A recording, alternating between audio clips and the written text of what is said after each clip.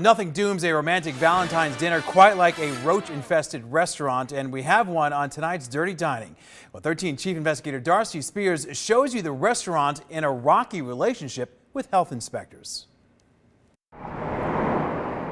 Pho Little Saigon on Spring Mountain in Valley View is a three-time Dirty Dining repeat offender.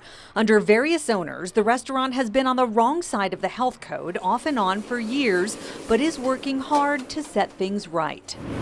They were right in here, in this pan. Pho Little Saigon was shut down January 27th for a cockroach infestation. Inspectors saw at least a dozen multi-generational roaches vigorously moving within a thick layer of food and grease in the metal pan under the cook line. Yeah, it was all in the back of the tray, but yes, you're right, they were moving. I've seen worse. Tim Molson is known as the fixer for restaurants in real trouble. The seasoned food safety consultant specializes in turning ethnic restaurants around. No, amigo. Use the rice scoop next time, okay? Don't use that bowl.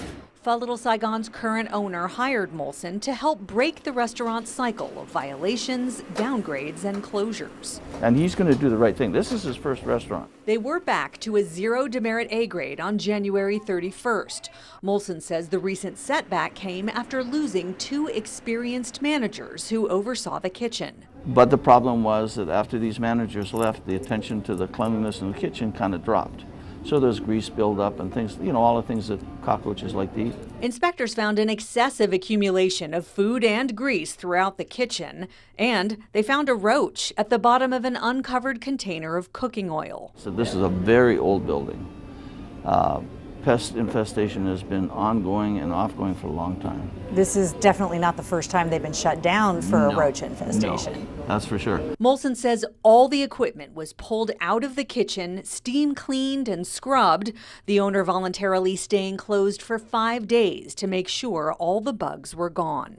In the meantime, we sat with the entire staff and I did remedial training. Other violations included mold in the ice machine, dirty utensils stored as clean, a dirty slicer, pan stored as clean containing a standing brown liquid, bowls dirty with food debris, and dirty food scissors stored inside a pipe.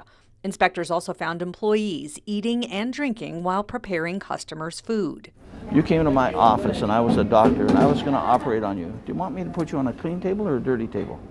Do you want me to use a clean knife or a dirty knife? Do you want me to sandwich while I'm cutting your head open? Molson uses that analogy to put cross-contamination in perspective when training staff. He says culture is the most common barrier to proper food handling, and he works to help bridge the gap with those who come from other countries. In those local areas, the people have grown more immunity towards those common bacteria. Here in America, we live in a sterile land. Perhaps the biggest change restaurant owners will have to get used to is a huge hike in health district fees. Violating the health code has just gotten much more expensive. On February 1st, the C downgrade fee nearly tripled, going from $477 to $1,200. The closure fee doubled to $1,400 from $716.